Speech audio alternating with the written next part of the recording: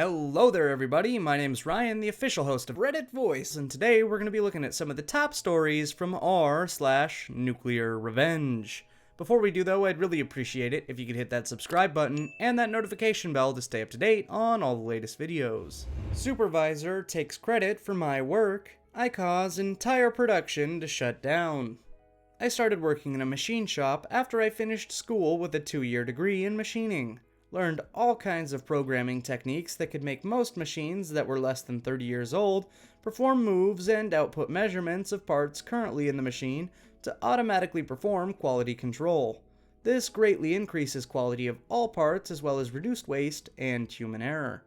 I also learned many tricks along the way to make sure that my work could not be stolen. It's my first day on the machine shop floor, and I immediately notice inefficiencies in all the machines in my station. We had to manually perform quality control, sacrificing production time, while also leaving tons of room for human error due to the poor quality of measuring instruments in the shop. I'm new and eager to prove I'm worth more than the original pay they offered. I told my supervisor to let me spend an hour to add a line of code to a machine to demonstrate my skills I learned in school that would immediately cut scrap/waste down by a large portion, without slowing production rates on the line. My immediate supervisor humored me, thinking I was BSing him to try and brown-nose the engineers and lead programmers so I could get brownie points or something. Quick backstory to note, I had 0 experience in a production plant and said supervisor had 30 years experience in the field. He had a very proud attitude and genuinely worked very hard to learn what he knew. He was decent to work with, but when I asked questions about some of the basics on this machine, like how to get the program so I could edit it, he would block my view of what he was doing and get the end result quickly without explaining the process. Being new and wanting to learn, I'd always ask to have him show me what he did. He always refused and claimed it was his way of securing his job. Anyway, I programmed the function into the machine about 2 hours, 40 minutes, and when it comes time to demonstrate the process, it catches a part that is out of tolerances according to the blueprint. I also programmed the machine to output different messages, providing instructions to whoever the operator was on ways to resolve the issue, if the part couldn't be salvaged, or to automatically adjust offsets of the tool that machined the feature that was found out to be tolerances, and rerun said operations, and recheck said feature to ensure quality. All of these functions were performed automatically without any input from an operator. This is a pretty magnificent feature to have in production, and my supervisor knew that. The supervisor, who observed the demo, immediately went to report to the higher-ups and came to view the new feature I had implemented. As the next part was being produced, the quality check move initiated that found the second part was also bad, and output a message to change tools X, Y, and Z. The managers were incredibly surprised that this was all done on an 18-year-old machine, and they looked to my supervisor to ask how he figured it out. Long story short, he took the credit and was given a raise on the spot. It didn't register to me that that's what had happened until I went to ask if he was going to credit me for his work. He said, yeah, but you gotta put in the time to get where I'm at. It doesn't matter that you did the job, because without me, you would have never known how to do your fancy programming in the first place. The managers had left for the day, so I couldn't fight my case right then. The next day, I was planning on informing the managers that I was the one who did the programming to do that. The managers were also former machinery shop veterans with 20+ years in the workplace and refused to believe me. Not only that, they basically yelled at me for trying to steal credit from someone who's worked their way up in the company and learned everything on their own and not from some school. I went to my station, ever more pissed now, where I was met by my supervisor. He told me that I needed to go around to all the machines that could perform the function and add it to the code. I said, not without a raise. My code saves you guys tons and brings the bottom line to a level that McDonald's qualified workers could produce infinite numbers of parts with minimal loss. He said if I didn't do it, I'd be fired. So I faked my compliance and started to change the code on all the machines.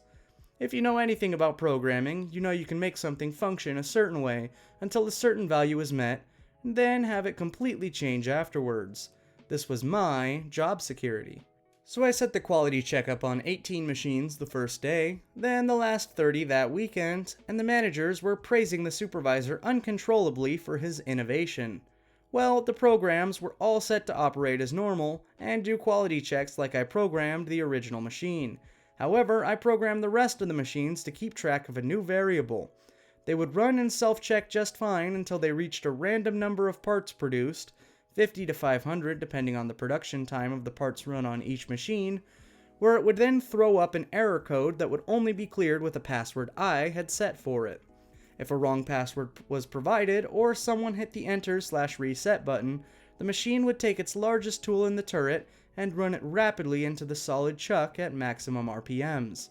I made it so about 65 to 75 hours of my production would go smoothly before my job security would kick in. It took 3 days for the machines to hit their magic values, but when they did, boy oh boy was it magically satisfying. The first machine to crash was making parts for the drivelins of a major motor company. Sorry if I said that wrong. The crash caused while a new operator was running the machine, who, might I add, was only hired because the program I made let them hire clueless people into the shop and be able to still produce good parts. When he tried to clear my password code, the lathe started running at 2500 RPMs with a large heavy drive shaft base in the holder, switched to a huge drill, and ran the drill into the holder, causing the tool holder to be knocked off axis. This part holder and tools to be destroyed, as well as cost the company tons to get someone from the machine's maintenance team out to repair it. After the first glorious clash, I menacingly mentioned to the supervisor, "You should check your codes to make sure they're working properly." He went ghost white. Not a second after, 3 more machines simultaneously crash in glorious fashion. He started to chew me out, saying I'm in huge trouble, but as he starts cursing, the managers are there to have him go diagnose the problems with his codes. The supervisor, not wanting to admit he stole my work, doubles down and says confidently, "I know what the problem is," and walks off to the crashed machines. Not a minute after they turn a corner, more machines start crashing. I just sit idly by and listen to the glorious sounds of my nuclear revenge playing out. A few minutes later, all the workers are told to stop production completely. We're all kept in the shop until they can figure out the problem. This is a 24-hour production facility with 3 shifts of workers coming in 7 days a week, mind you. Our shift is nearly over and we've all been idle for about 7 hours.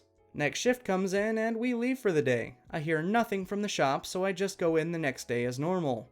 Turns out they tried to fire machines back up during the night shift and 18 more machines crashed like the others. The plant did a formal layoff of most of the workers the next week, as they were hemorrhaging money from all the damaged machines on top of labor paid without any production.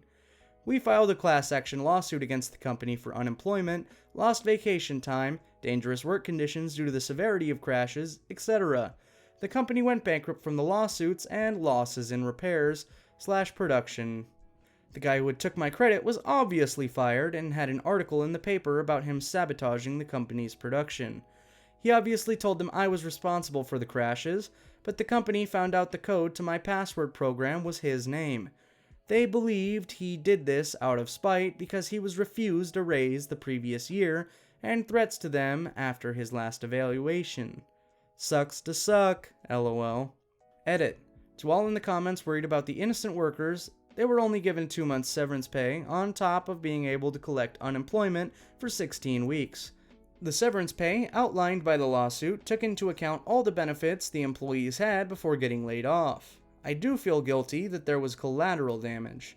However, most of the employees ended up with the equivalent of about 6 months paid vacation, so there is a happy ending. I honestly didn't think that the company would continue to try and run these machines when all the ones that my supervisor took to claim to programming were crashing.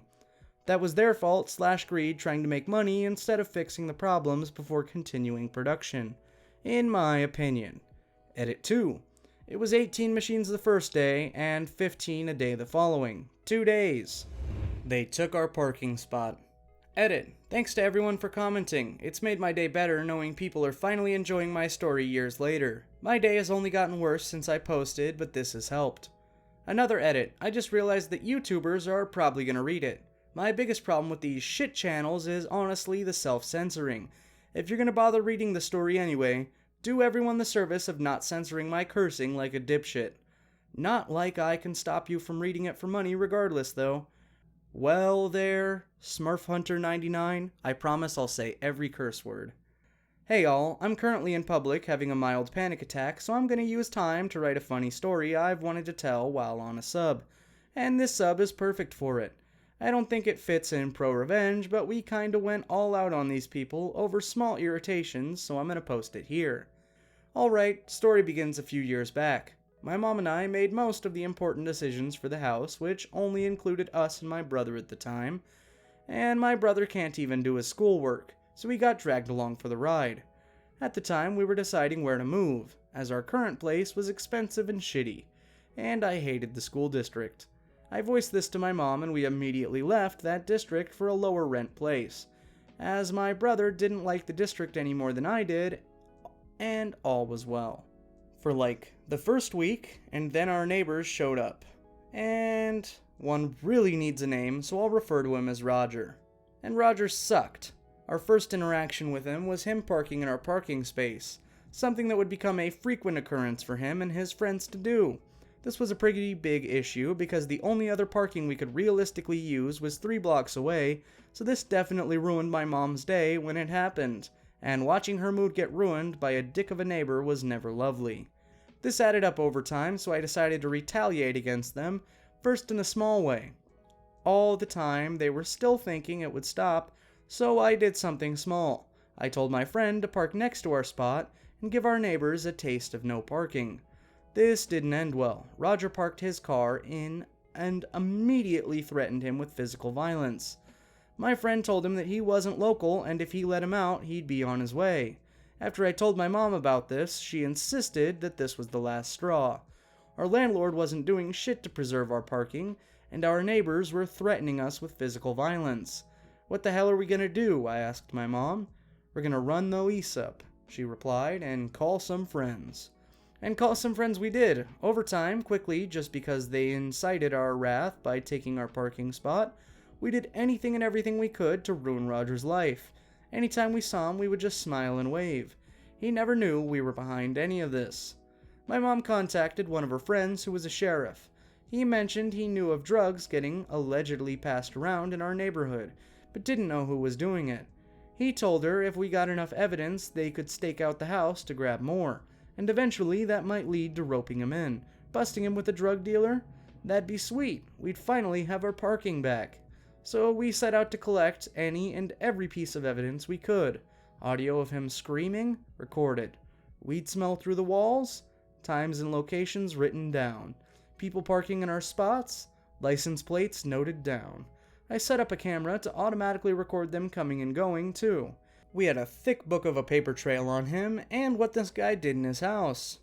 About 10 months into this, my mom left me out of the loop. Still not sure why, but as I understand it, my logging of license plates immediately lined up, and we found out Roger was the asshole dealing drugs. Half of the license plates we had noted down had been arrested, and searched for drugs were found. The cops were confident now. They had their guy and just needed a bit more evidence on him. This all came to a climax after Elise's long suffering. We had never used our parking spot, had walked 5 minutes away just to get in our damn car, and had been threatened by and woken up by our neighbor repeatedly. And then, just 4 days before we move out, it happened.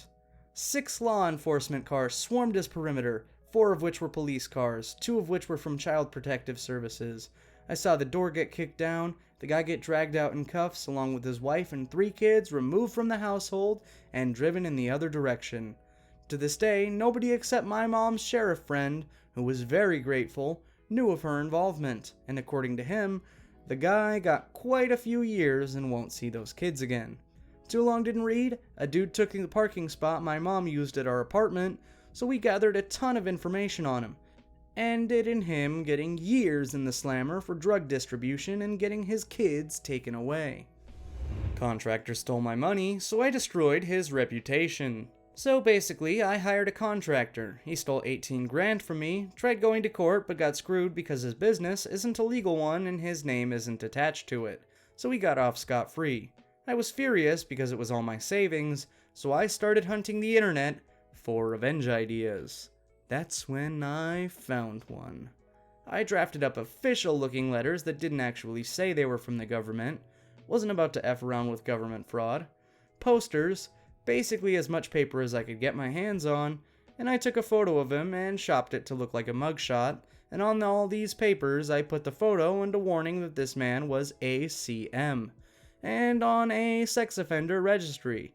Then I sent the letters to his entire neighborhood, I put the posters up, I plastered this guy's face as a CM everywhere I could. I had multiple ways I made sure it couldn't be traced to me. Everyone believed it. People don't double check things, let alone when they think kids are in danger. His entire neighborhood rallied against him. He stopped getting jobs, no one wanted anything to do with him, and they took the warning, looked at his big closed-off guy, and ran with it. He would end up committing suicide months later. Couldn't handle it.